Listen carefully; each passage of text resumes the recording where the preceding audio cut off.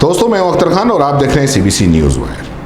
पत्रकार रवीश कुमार अपनी बेबाकी और सरकार से सीधे सवाल के लिए जाने जाते हैं। उनकी उपलब्धियों के बारे में क्या बताना, उसके लिए बहुत कुछ है। लेकिन आज जिस बात की मैं बात करने जा रहा हूं वो ये है कि रवीश कुमार ने उत्तर प्रदेश के मुख्यमंत्री के नाम एक खुला खत लिखा है।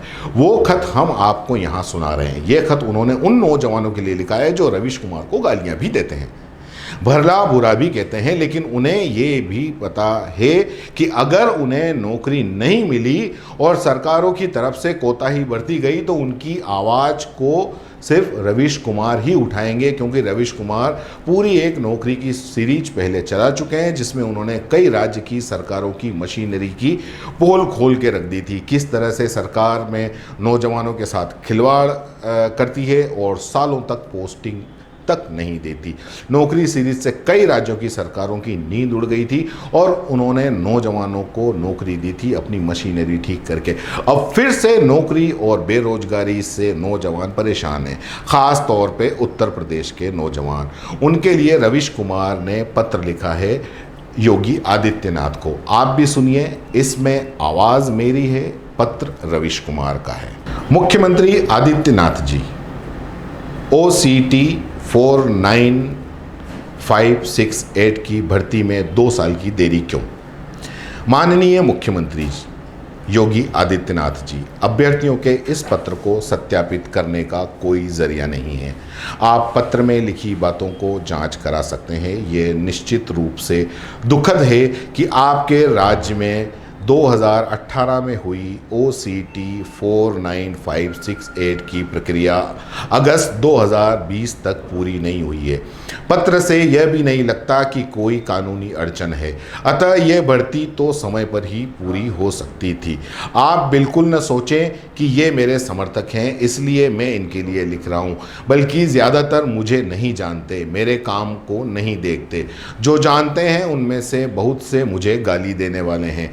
नौकरी की देरी इन्हें मानसिक रूप से प्रताड़ित किया है, इस वजह से अपमान का घूंट पीते हुए मुझे पत्र लिख रहे हैं। ग्लानि तो होती होगी कि जिसे गाली दिए उसी से कहना पड़ रहा है।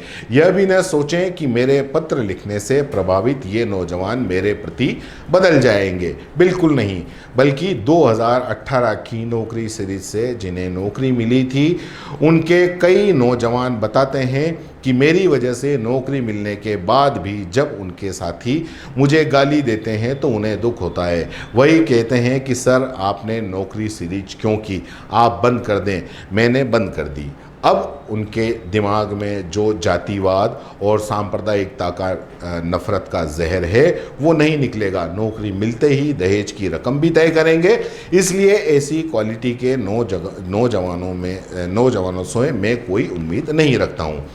अब सर आप ही देखिएगा, जब पोस्ट के बाद मुझे गाली पड़ेगी, मेरे बारे में भद्दी तस्वीरें बनाकर डाली जाएंगी तो यही चुप हो जाएंगे। इसलिए नहीं कि ये किसी से डरते हैं, बल्कि ये भी गाली देने वालों में से एक हैं। इन्हें बिल्कुल शर्म नहीं आती। हुआ यह होगा कि जब कोई रास्ता नहीं दिखा होगा तो मेरा नंबर बटा होगा, एक पोस्ट लिखा गया होगा और तय हुआ होगा कि रवीश कुमार को भेजो। ऐसे कई पोस्ट अलग अलग राज्यों से आते हैं। इतना अधिक मैसेज आता है कि मुझे ब्लॉक करना पड़ता है। एक दिन में 500 से 1000 मेरे पास सचिवालय नहीं है। सारे मैसेज पढ़ूं और जवाब दूं, उंगलियों के पोर में दर्द उखड़ गया है। आप कहेंगे कि मैं क्यों लिख रहा हूं। नियति ने मेरे लिए एक सज़ा तय की है। जो लोग मुझ पर थूकते हैं, गाली देते हैं, जान से मारने की धमकी देते हैं, मुझे उन्हीं की सेवा करनी है। उनके घरों में जो गोदी मीडिया देखा जाता है ये वही देखते रहेंगे। इसलिए आप इन्हें अपना मानकर नौकरी दे दें। आप चाहेंगे तो हो जाएगा। 5 अगस्त को मंदिर के शिलान्यास के साथ एक भारत का उदय हुआ। नए भारत में पुराने भारत की इन लंबित भर्तियों को पूरा कर नई भर्तियां निकालें। आपका यश और फैलेगा। आपने मेरा पत्र पढ़ा, शुक्रिया। रवीश। जो पत्र रवीश को लिखा वो पत्र इस प्रकार है। इस पत्र से नहीं लगता कि इसमें कोई विवाद है। OCT 49568 भर्ती की प्रक्रिया 2018 से शुरू हुई थी, 2020 है। सेवा में विषय आरक्षी, नागरिक, पुलिस व आर्म्स कांस्टेबलरी के पदों पर सीधी भर्ती OCT 49568। महोदय अवगत कराते हैं कि वर्ष 2018 OCT में पुलिस सिपाहियों के 49,568 पदों पर भर्ती के लिए आवेदन किए गए थे, जिसका परीक्षा 27 व 28 जनवरी 2019 को संपादित किया गया। उसके बाद भर्ती का अंतिम चयन परिणाम 2 मार्च 2020 को जारी किया गया, किंतु परिणाम जारी हुए लगभग 6 माह बीतने को हैं, लेकिन चिकित्सीय परीक्षण यानी कि मेडिकल को लेकर कोई सूचना अभी तक जारी नहीं की गई है। बोर्ड से सवाल मांगने पर वह साथ इंटरव्यू संपादित करवाने के बाद भी कोई स्पष्ट उत्तर देने के लिए तैयार नहीं है। साथ ही बोर्ड कोविड-19 का सहारा लेता है, जबकि अब सभी शिक्षण संस्थान अपनी परीक्षा सुचारू रूप से करा रहे हैं व साथ ही साथ अन्य विभाग अपनी भर्ती के मेडिकल